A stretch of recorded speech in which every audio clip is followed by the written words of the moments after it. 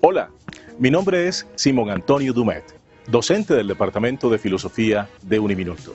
Hoy quiero invitarte a que hagas parte del programa de licenciatura en Filosofía, un programa acreditado en alta calidad donde podrás construir y cultivar una actitud crítica, ética y creativa frente a los fenómenos culturales, políticos y sociales que estamos viviendo en la actualidad. Desde nuestro programa podrás desempeñarte como docente, investigador, gestor y líder de proyectos sociales y culturales. Desde nuestro campus te invitamos a que hagas parte de esta gran comunidad académica de Uniminuto.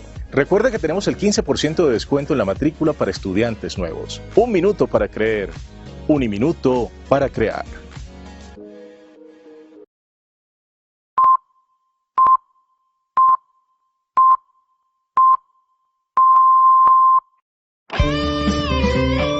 Esta es Uniminuto Radio, HJKU, en Bogotá en los 14:30 AM y en Colombia y el mundo a través de uniminutoradio.com.co. También en Facebook, Twitter e Instagram a través de @Uniminutoradio. La radio universitaria está aquí.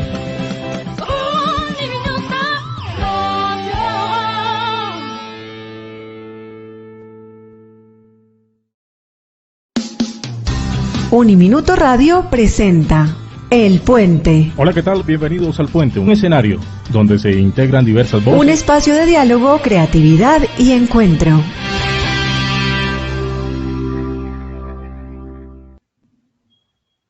Muy buenos días para todos nuestros oyentes. Quiero darles la bienvenida a este espacio de diálogo, creatividad y encuentro. Mi nombre es Evelyn Mendoza y esto es El Puente en Casa. Desde Bogotá, transmitiendo para todos ustedes y saludando a nuestros oyentes en distintas partes del mundo. Y por supuesto a las personas que nos escuchan a través de nuestra página web www.uniminutoradio.com, los 14:30 AM. También por YouTube y Facebook con el hashtag El Puente en Casa. También quiero agradecer a todo nuestro equipo de la mesa de trabajo, a todos los conductores de estos espacios, al profesor Víctor Rojas, al profesor Simón Dumet, Alejandra Herrero y Alejandro Montaño. También a nuestros productores que hacen estos espacios posibles.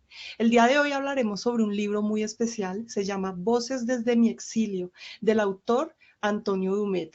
En esta obra, Voces desde mi exilio, surgen tonalidades de recuerdos personales, familiares. También él habla sobre sus amigos ausentes y presentes, de sus ex amigos y de sus amores. Antonio es escritor, es poeta, cineasta, cantautor y conferencista en temas de literatura. También él es colombiano de origen judío y hoy le damos el gusto de tenerlo aquí presente en nuestra emisión. Antonio, bienvenido. Bienvenido, gracias por la bienvenida que me das. ¿Qué te digo? Es un placer saludarlos a todos, a cada persona que a esta hora nos están sintonizando, nos están viendo, nos están escuchando y obviamente aquellos que entran en este diálogo con nosotros. Gracias por tenerme también en tu programa. Le mando un saludo muy especial a mi primo, muy querido en la familia. Mi padre quería mucho a su padre, eran primos, a Simón Dumet, el profesor. Sé de su talante y de sus grandes capacidades. Le agradezco también, entre otras. Claro que sí, el profesor Simón le mandamos un cordial saludo. Él hace los espacios de martes y miércoles. Los invitamos también a que puedan sintonizarlo esos días, donde también hablamos de educación y hablamos de temas, problemas sociales, etcétera. Antes de empezar, quisiera preguntar quién es Antonio Dumet y también cómo empezó a sumergirse en el mundo de la literatura. Bueno, Antonio Dumet es un poeta ante todo, un lector, un hombre que ha ido construyendo un tejido literario a través de todo lo que ha podido vivir desde que tiene memoria. Entre esos hay un poema que recuerdo de mi infancia, en donde recreo cómo tomaba yo las aceitunas, me las llevaba hacia un árbol. Pero también Antonio Yehudá Abraham Dumet mi nombre de pila, un hombre creyente, un hombre religioso, por eso te dije, los viernes me es imposible porque yo guardo Shabbat.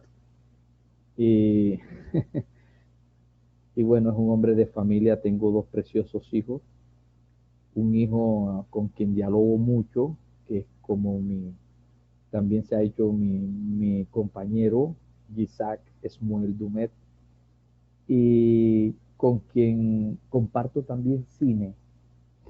Entonces, ante todo, soy padre, lector, poeta, ensayista. Ese es Antonio Dumet, ese es mi oficio, buen amigo, pues un hombre muy alegre. A veces me dicen que tengo una barba tenebrosa, pero bueno, detrás de esta barba hay un hombre totalmente sensible, muy sensible a la vida. Vale, me gusta mucho la descripción que usted nos hace, ya que nos cuenta un poquito el trasfondo que es y también pues su nombre de pila, ¿no? Yo lo iba a pronunciar al principio de la emisión, sin embargo me dio un poco de miedo de pronto nombrarlo mal, ¿no? Entonces preferí llamarlo por su seudónimo, que es Antonio, y me gustaría preguntarle eso, ¿cómo se sumergió usted en el mundo de la literatura, ya que he visto que Voces desde mi exilio tuve la oportunidad de leer alguno de los poemas y me parece muy interesante y muy conmovedor todo lo que usted nos expresa en esa obra? Mira, yo en mi infancia recuerdo tantas cosas como por lo menos en el colegio me fastidiaban las clases de ciertos docentes. Me gustaba mucho la de historia y literatura, pero la de gramática me fastidiaba mucho. Entonces yo en la clase de gramática o de matemáticas eh, volteaba la hoja y detrás, en la última página del cuaderno, hacía historietas y las vendía en esa época a 10 pesos, a 5 pesos a los compañeritos. Y bueno, aparte del recreo que me daba mi padre, yo también ajuntaba vendiendo historietas. Pero la primera vez que tengo conciencia de discusiones literarias fue mi padre con mi hermano, un hermano mucho mayor, en donde mi hermano le hablaba de ciencia. Y mi padre había leído, era un hombre mecánico, no era un hombre académico, era un inmigrante del Valle de la Beca, al norte de Israel, lo que hoy es el Líbano. Él era mecánico y la primera vez le escuché hablar de Jalil Gibran y me sonó, y era uno de los grandes poetas del Oriente. Y luego mi padre lo vi leer la Biblia, leer los Salmos, el Cantar de los Cantares.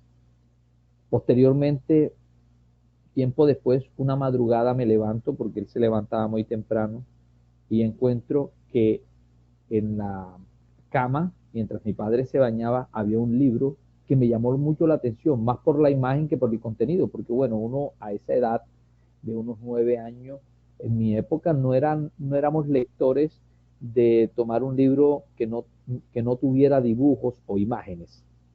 Y este libro, la única imagen que tenía era en la portada, y cuando veo, era un hombre tapado en una sábana, era un escorzo, y solamente se le asomaban los pies.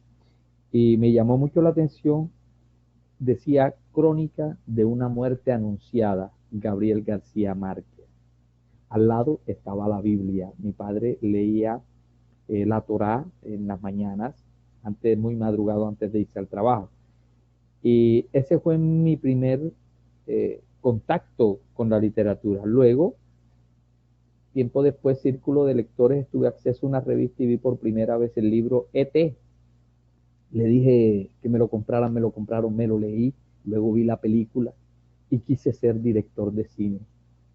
Y recuerdo que uno de mis tíos, tío de mi madre, Roberto Pinto, era fotógrafo de origen judío, los Pintos de Marruecos, y yo iba en las mañanas, tomaba los rollos que ya no servían, unos negativos, los traía, y en el garaje de mi padre, que era muy oscuro, tomé una lámpara de esas grandes y por primera vez me convertí en alguien que tenía un cine para proyectar. Y entonces lo llené un frasco vacío que estaba de aceitunas, un frasco grandísimo, donde hoy vienen las salsas de tomate, la mostaza, y lo llené de agua. Y al llenarlo de agua, pasaba el rollo por la parte de fuera y lo iluminaba con la lámpara. Y entonces proyectábamos. Creo que el cine me ayudó mucho a comprender más la literatura. Y allí fueron mis primeros contactos. Ya luego empiezo a leer en forma más ordenada y tomaba prestado, no voy a decir robado, tomaba prestado unas revistas para la época que se llamaban Sputnik y Selección Reader, y allí venía también plasmado cuentos, historias que tanto me gustaban y las leía. Y luego de haber terminado en Bogotá y regreso en el año 99 a mi pueblo natal, Lorica, encuentro que un profesor quiere que yo entre a la Universidad Nacional de Córdoba y allí entro y adelanté estudios de literatura. Y es cuando me hago a un grupo que se llama Punto Literario.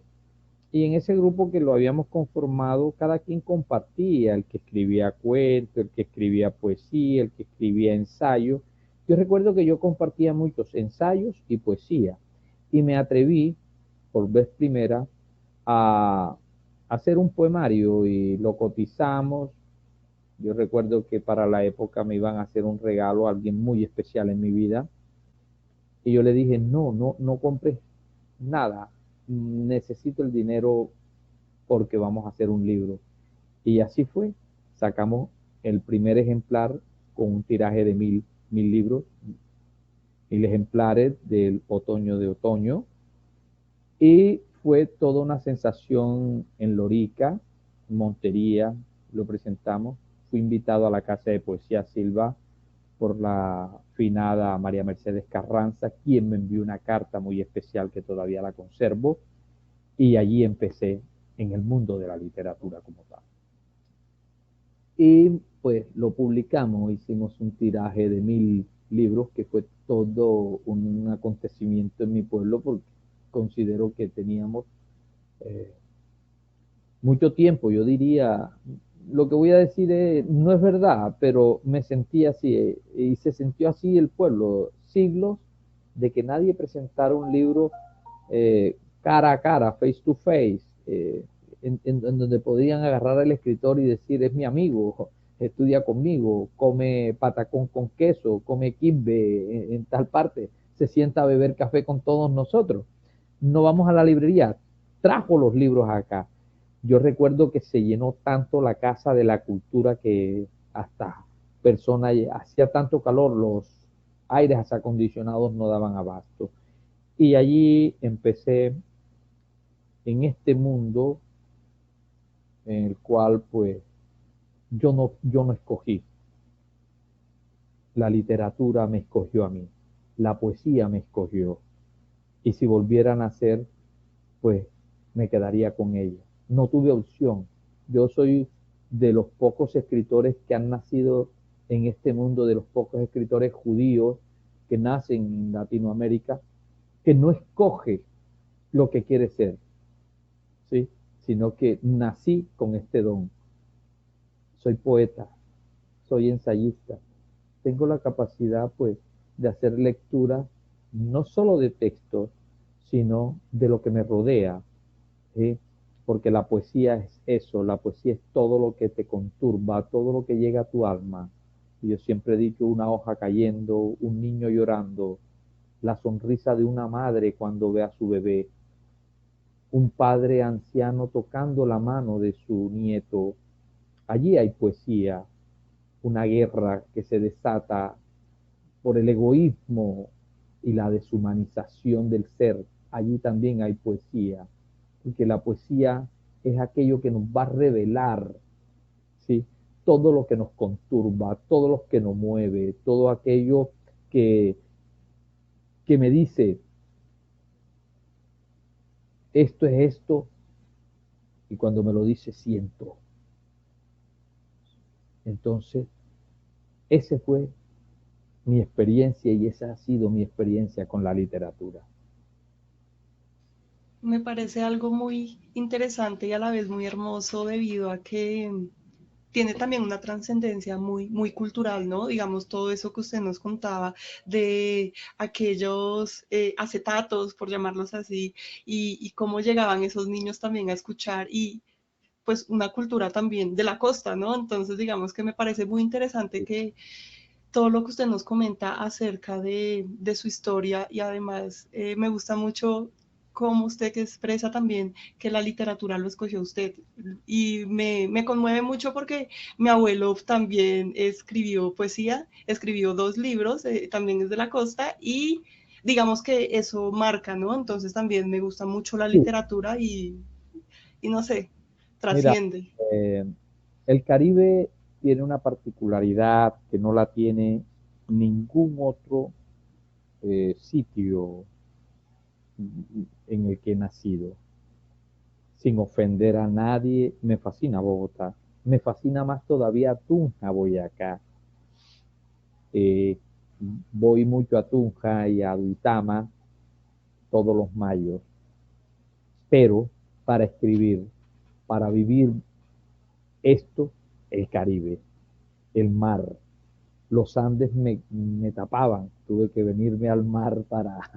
Dejé los montes, como dice Serrat, Joan Manuel Serrat en uno de sus temas, dejé los montes y me vine al mar porque necesitaba escribir, necesitaba ver más allá, sí, de lo que puedo sentir. Y entonces eh, el Caribe tiene algo y ese algo es un realismo, no es un realismo mágico, yo lo llamo lo que dijo Carpentier, lo real maravilloso. Lo que es real te maravilla. Y tú dices, pero ¿cómo así? ¿Cómo puede ser esto? Y eso se convierte también en poesía. ¿Ves? Entonces eso no lo encuentro yo en ningún otro lado. Además, que nosotros tenemos una particularidad. Nosotros primero decimos, soy Caribe, soy costeño, y luego de donde nazco. Ejemplo, tú me preguntas, en Bogotá me preguntan, ¿tú eres de dónde? Y le digo, soy de la costa. A diferencia, tú le preguntas a un rolo, y él te dice, soy de Bogotá. A la michino, soy de Bogotá, ¿verdad? O le preguntas Sí. a un paisa, ¿de dónde eres? Pues de Medellín. Pero nosotros no, nosotros somos costeños de Barranquilla, costeños de Lorica, costeños de Sí. Cartagena, costeños de La Guajira. Me- No, y tiene razón, porque es verdad, o sea, digamos que yo, mi familia o personas que conozco cuando son de la costa, dicen así, de la costa, o sea, y luego hacen esa diferenciación. Y eso tiene una particularidad y es que cada partecita de la costa tiene una historia que contar, Exacto. tiene un diálogo, ¿sí? Con su misma gente, sus historias, su trascendencia, y eso te hace escribir. Pues imagínate cuando se empieza la cueva, el tertuliadero, que no es Barranquilla, para que nadie crea que es Barranquilla. La cueva nace en Cartagena Sí, y nace con Manuel Zapata Olivella. Invita a Gabriel García Márquez. Allí tertuliaba también Héctor Rojas Erazo. Agapito de Arco, que es Jorge Artel, cuya madre era de Lorica. Mira tú esa tertulia. Y a esa tertulia se le sumaba quizás el mayor intelectual que ha tenido nuestro país, que es Gustavo Ibarra Merlano, uno de los grandes y excelsos poetas al que este país le debe un gran homenaje. Entonces, he bebido de la fuente de estos hombres que principalmente fueron poetas, como el caso de Jorge Artel, el caso de Héctor Rojas Erazo, el caso del mismo Gabo y por supuesto de Manuel, porque es que la poesía es el arte mayor.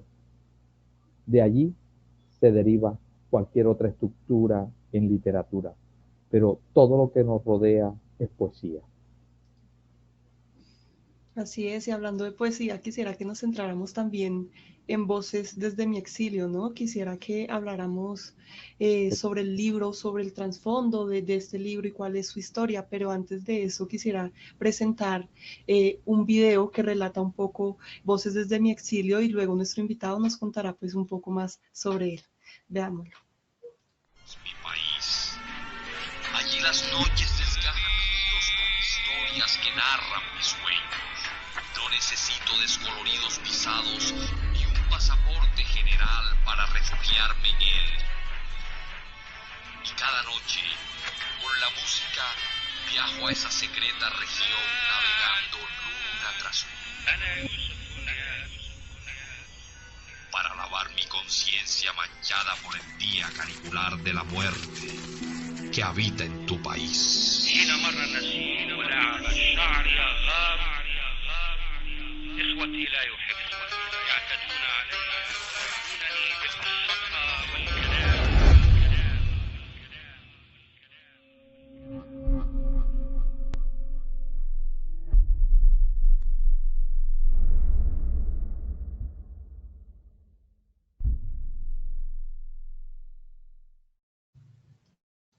Bueno, ahí lo vimos, bastante interesante, ¿no? Y ahí relata también varios poemas o un poema de Voces desde el exilio. Quisiera que nos contara cuál es la historia. Bueno, voces desde mi exilio son todas esas voces que me han acompañado en muchas ausencias. Eh, Son esas voces que no pudieron hablarle a las personas que yo hoy les hablo, sino que me hablaron a mí. Voces desde mi exilio son aquellas voces que desde niño hasta mi adultez y madurez me han acompañado y que hoy las he revelado en este trabajo literario que he sacado en los Estados Unidos de Norteamérica, pues lo he publicado allá. Entonces, pues, nos narran muchas historias de familiares, amistades, amores, desilusiones también, de ex amigos, de la hipocresía que rodea al mundo. Esas voces desde mi exilio.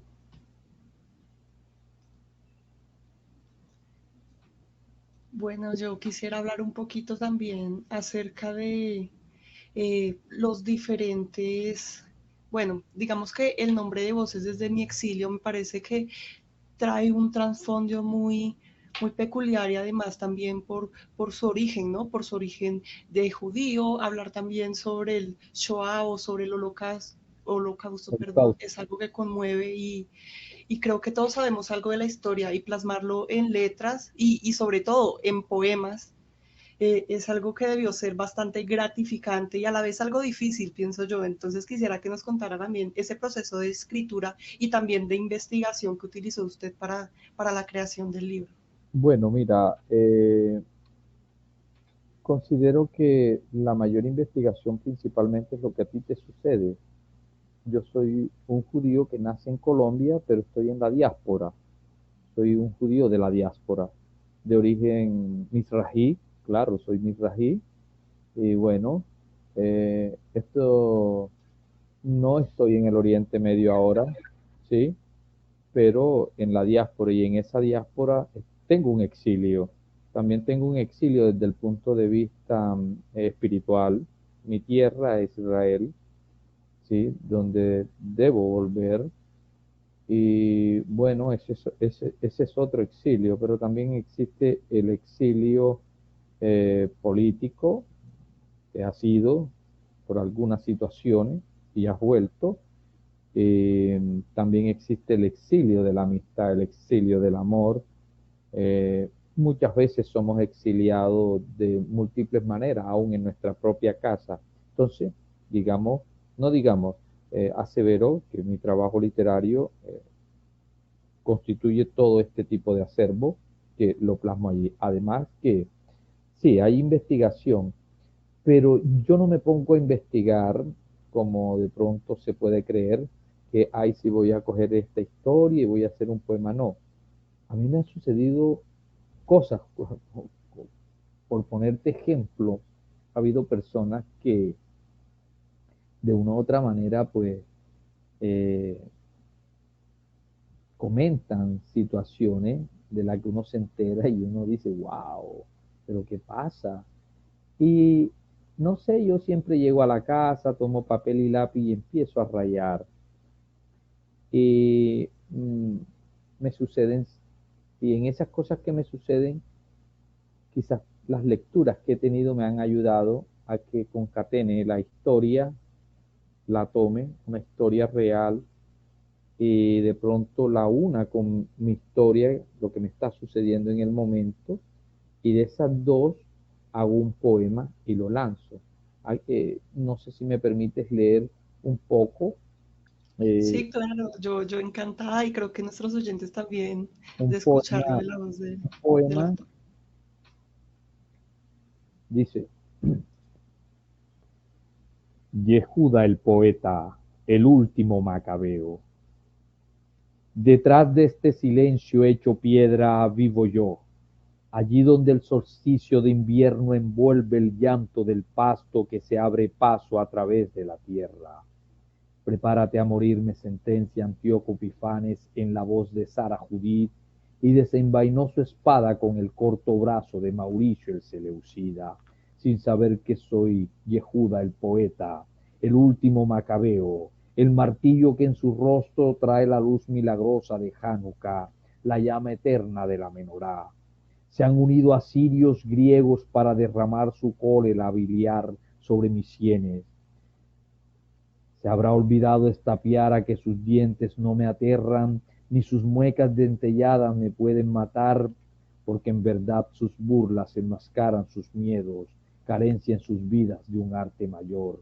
Y derrotado les condeno en su deceso hacia la nada que, donde mi poesía imprima sus letras, hálito de vida, sus verbos no se conjugarán.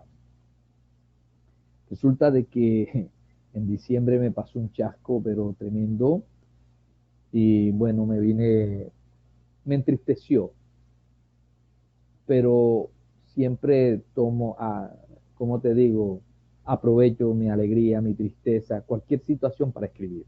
No tengo momentos de inspiraciones, simplemente las aprovecho. Y dije, bueno, era diciembre, recuerdo que estábamos celebrando Hanukkah. Estábamos en el tercer día de Hanukkah, habíamos encendido las velas, ya yo había dado las berajot, la bendición, mi hijo las encendió conmigo. Y me puse a pensar, bueno, me está sucediendo esto, pero es Hanukkah, es la alegría, es recordar el Nizin, el milagro que ocurrió allá, cuando Antíoco Epifanes entró, el Seleucida, y pues hizo desastre para oprimir y para someter a nuestro pueblo, al pueblo hebreo. Y entonces yo me llamo Yehuda, y quien enfrentó a Antíoco Epifanes es Yehuda también, el último macabeo, el martillo. Bueno, y qué bueno, a estos que ahora comentan esta situación de mí, pues no les queda otra sino de ser Antíoco Epifanes y Seleucida. Voy contra ellos, pero no de manera física, no de manera verbal, no de manera soez, sino que a través de mi poesía tengo una respuesta para liberarme de aquello que quiso hacerme daño. Esa es la historia. Entonces troco la historia de otros acontecimientos, ¿sí?, con mi nombre, con mi suceso, y bueno, y les digo, pues traigo en mi rostro la llama, sí, de Hanukkah, el milagro. Entonces no me aterra lo que dicen, no me aterran sus muecas dentelladas. Sí, me van a morder, pero no tienen dientes. Y algo más, sus burlas enmascaran sus miedos, carencia en sus vidas de un arte mayor. Normalmente cuando las personas suelen hacer un comentario, puede ser nefasto, incluso alegre, a veces en realidad lo que reflejan es su envidia porque no poseen aquello, y en este caso pues carecen de un arte mayor, carecen de la poesía en sus vidas. La experiencia, ¿no? Digamos que me gusta mucho también cómo desde la experiencia o desde sucesos usted nos puede relatar poemas y convertirlos en una forma más artística, ¿no? Porque a pesar de que cuando usted nos cuenta de una manera más coloquial la historia, tiene una, o sea, y a la hora de plasmarla, tiene una comparación impresionante que uno dice, es arte. Y me parece muy, muy bonito que podamos tenerlo hoy aquí en el puente, estar compartiendo con usted este espacio, porque creo que hablar de poesía en lugares así que nosotros hacemos filosofía acá en Marfil es importante porque hacer poesía es una forma también de hacer filosofía. Entonces, Claro, vengo en un avión desde Ciudad de Panamá, ahora lo abordé en el aeropuerto de Tocumen. Uno encuentra con tanta gente racista, xenófoba, tantas personas que le falta lectura, y eso inspiró.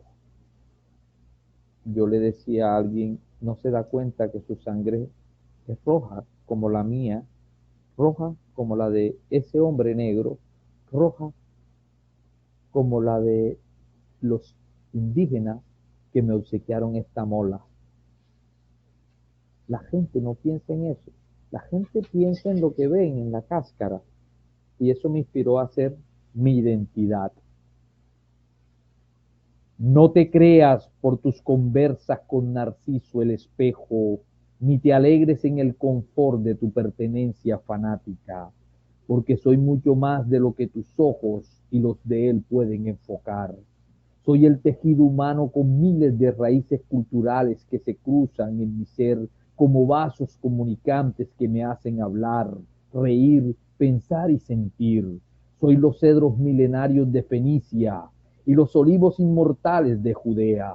Soy el ciprés de Persia y el baobab donde las almas de mis ancestros africanos reposan segura.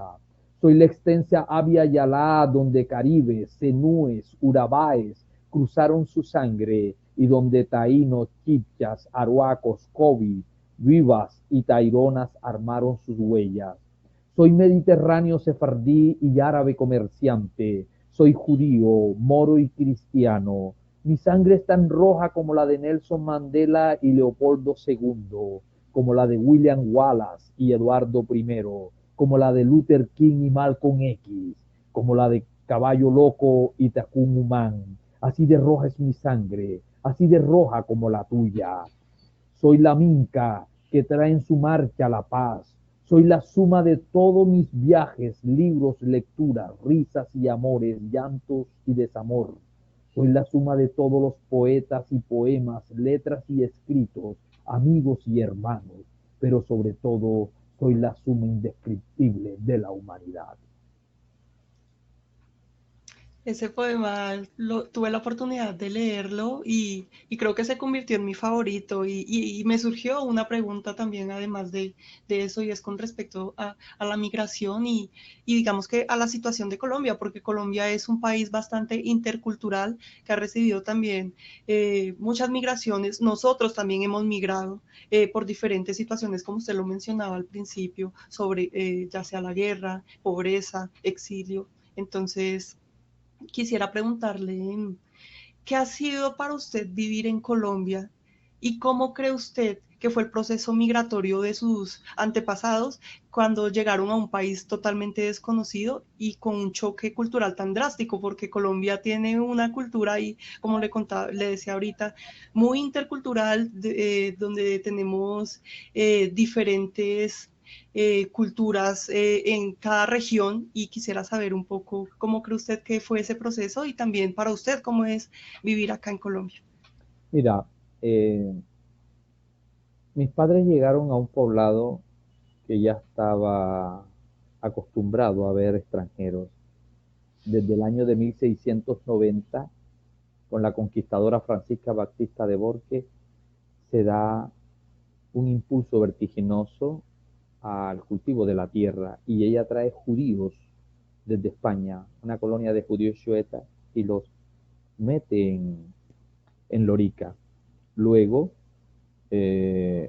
ya existían pues los indígenas zenúes, vienen urabáes, ella también trae urabáes, ella también trae otros españoles.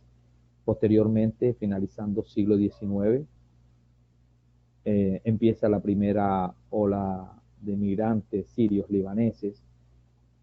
Desde 1890 hasta la década del 50 se dan varias segmentos de migración. También había italianos. Yo jugaba con algunos amigos que eran de origen italiano, con los Avena.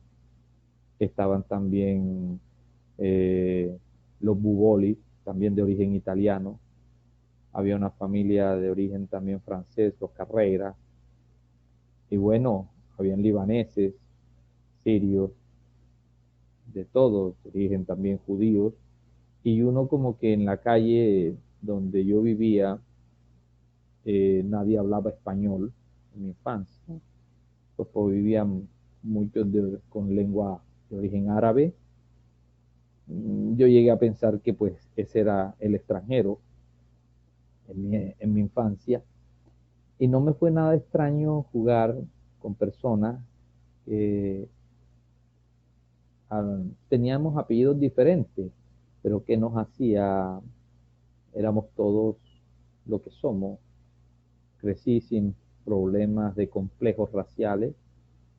Mi padre nunca tuvo ese tipo de complejos. Creo que pese a que no era un hombre académico, creo que fue un hombre demasiado culto en esa parte, pues no tenía esos complejos. Yo bien pude jugar con niños negros, niños pues de origen también indígena. Jugué con gente italiana, jugué con los Harkers, que eran de origen judío también. Jugué con los Benedetti, de origen italiano. Entonces, pues, yo creo que eso lo forma uno. Y hoy día nos encontramos y todos somos fascinados, recordamos, ¿te acuerdas cuando jugábamos en tal parte? Hombre, sí, y Samir, el diablo, el otro, y todos crecimos en eso, bebiendo en el mismo vaso, comiendo. Entonces yo pienso que eso te hace bastante hombre que no le ponen muchas barreras a los demás, antes por el contrario te va nutriendo y aprendes de aquella cultura, a la vez que también en mi casa se dividía. Pues podíamos bien comer un buen kibbe crudo, ¿sí? Pero también podíamos disfrutar de un sancocho de Boca Chico, tradicional de acá. Bien podríamos un día comer un buen arroz de almendra, kibbe crudo, también podíamos tener pampita, hummus, baba ganoush, y al día siguiente un sancocho de pescado o una viuda de pescado salado con ñame, yuca, plátano y un guarapo de panela. ¿Ves? Mira tú, en una misma casa la alimentación iba de la mano entre dos culturas. Entonces uno crece mirando esto y uno después sabe de dónde viene, porque no lo digo yo, lo dicen los grandes antropólogos y entendidos como Claude Lévi-Strauss y por supuesto Manuel Zapata Olivella, que era antropólogo. Usted es lo que come. Y entonces la identidad estaba muy marcada en mi casa con dónde nacemos, pero también de dónde venimos. Y eso es muy importante. Y aún donde nacemos, ¿sí? En el sancocho de Boca Chico nosotros vemos arroz que no es originario de América, el ñame, que no es originario de América, lo traen los africanos, el Boca Chico que sí es de acá, entonces ahí hay un diálogo entre tres culturas, ¿ves? Entonces eso también me enseña, me enseñó y me sigue enseñando que no debe haber ese tipo de barreras. Por eso ese poema, Mi identidad. Soy todo, soy un cúmulo de cosas. Bien puedo hablar con el cristiano y comprenderle, aunque no tenga la misma creencia, pero llega un punto en donde me encuentro con él. Cuando él me dice, yo leo el libro de, ellos le llaman Génesis, nosotros le llamamos Bereshit, ¿ves? Y yo digo, bueno, hay un punto de encuentro. Ellos dicen, bueno, la historia de Abraham, nosotros también tenemos al patriarca Abraham. Entonces, no busco tanto las diferencias, sino los puntos de encuentro, en donde confluyo con mi hermano, con aquella persona que me rodea, para entablar diálogo, para podernos comprender. El resto nos va a dividir. Quisiera preguntarle también cuál es el papel o cuál considera usted que es el papel de la literatura en los procesos migratorios dentro del mismo país colombiano. Como le contaba o como le decía anteriormente, pues nosotros migramos y no necesariamente fuera del país. Hay muchas personas que se vienen a vivir acá a Bogotá o se van para otras partes del territorio o simplemente para buscar un mejor futuro para su familia, desplazamiento forzado, el conflicto armado. Y quisiera saber si usted cree que la literatura funciona como una manera de, no sé si de desahogo o también como de denuncia para aquellas injusticias que de pronto suceden aquí dentro del territorio. Mira, Evelyn, yo soy un escritor comprometido, lo que sería buscar muy bien en dónde está lo que quiero decir. Y ahorita te puedo mostrar algo. Te voy a leer dos poemas. En este sentido, mmm, ¿qué puedo decirte? La literatura debe cumplir el papel de velar, mostrar, ¿sí? Subvertir. Si la literatura no subvierte, si yo soy un poeta que a través de mis letras no subvierto, ¿sí? No estoy haciendo nada. Primero yo escribo con un compromiso social, ¿sí? Escribo para mí, pero llevo un compromiso social. Yo te lo he expuesto, digo lo que me ocurre, y hay cosas que me han ocurrido, pues, terribles, que me han llevado al exilio, y esas también he plasmado en mi poesía. Ahora te leo uno si me permites, te leo un poema, y Por yo favor. creo que ese poema eh, dirá mucho. Lo que quiero que todos sepan es que no quiero caer en el panfleto, por eso trato de ser lo que soy, un artista con las letras, para que esto no se vuelva panfletario. Y por eso hice este poema que se llama Máscaras. Hoy recibí una carta de la república más cercana a mi exilio, pero en esa orilla no veo tu aprecio tenderse como puente por el que mis pisadas puedan transitar. Deberías saber que en tu república la orilla está llena de hipócritas guijarros. Allí se ha varado un odio sempiterno en los olores mefíticos de muchas tardes muertas, y el cancerbero de tortura acrecienta en tu regazo los temores del infierno. La misma orilla en la que tu rostro se petrificó en el mármol sórdido de un gélido buró, donde una reina enana gobierna ese reino de barro. Dime, ¿qué harás cuando las 48 lunas dejen de brillar sobre tu rostro? Alguien me ha dicho que usarás las máscaras que adornan tu puerta. ¿Crees volver a engañar?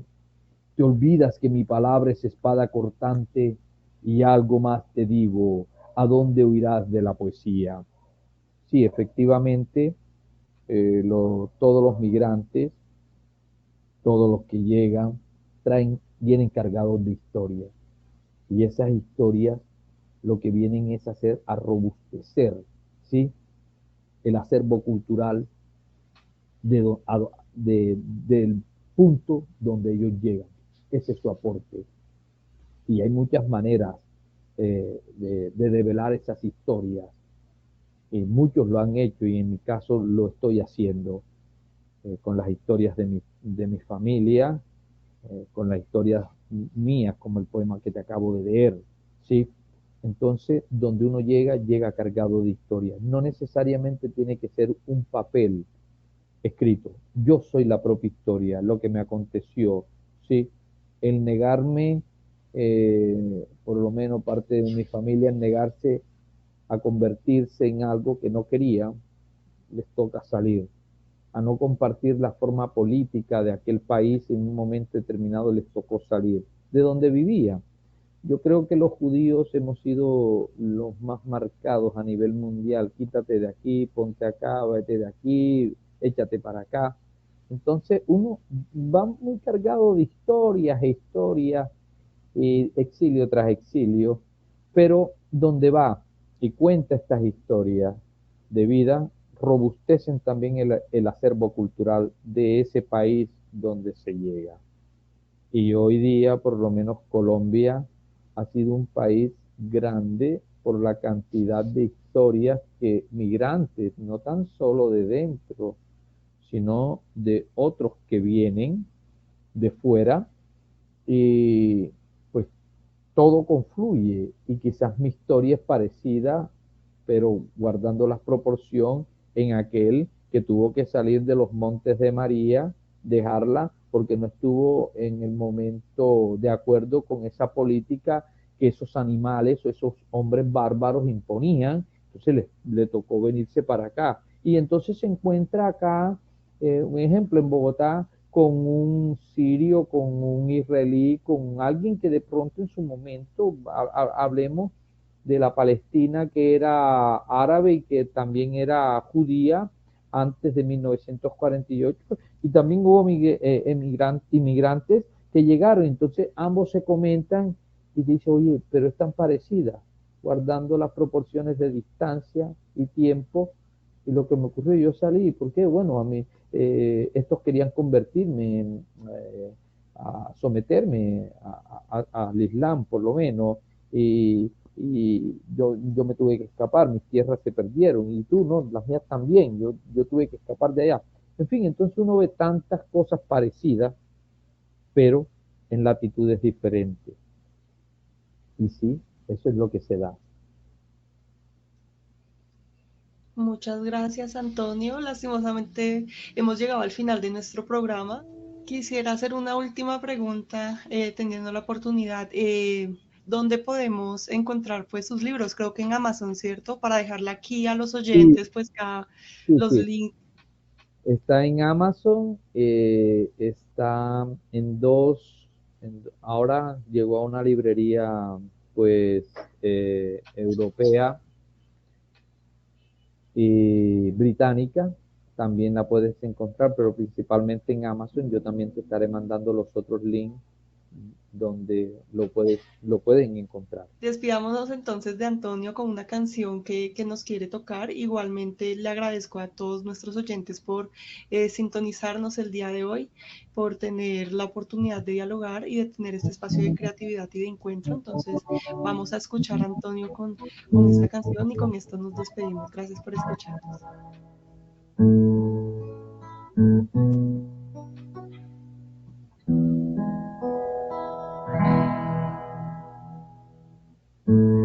Hay peores cosas que la muerte, un golpe invisible al sentimiento, esos olores que nos transportan día con día, como un flashback en el film de tu recuerdo, como un dolor que me desgarra muy dentro y desemboca en el mar de mis lamentos. Hay peores cosas que la muerte. El hambre viva que es igual a no tenerte. Una hoja en blanco que no escuchará mis gritos, que tragará en silencio uno a uno mis escritos. Hay peores cosas que la muerte. Esa respuesta tuya que jamás se me aparece, que me va como hojas en el viento, con tus pisadas que hoy no encuentro. Peores cosas que morir. Es vivir sin ti, es brindar sin ti.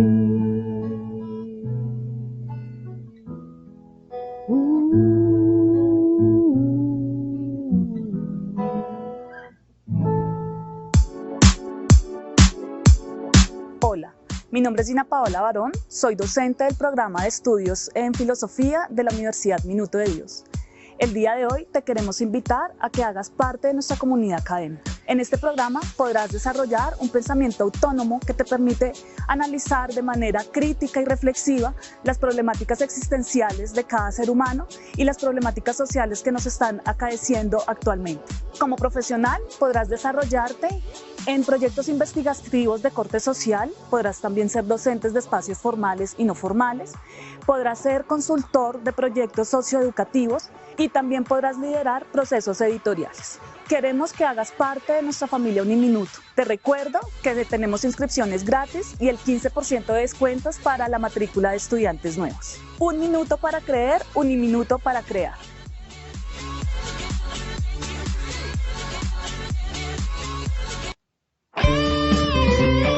Esta es Uniminuto Radio, HJKU, en Bogotá en los 14:30 AM y en Colombia y el mundo a través de uniminutoradio.com.co. También en Facebook, Twitter e Instagram a través de @Uniminuto Radio. La radio universitaria está aquí.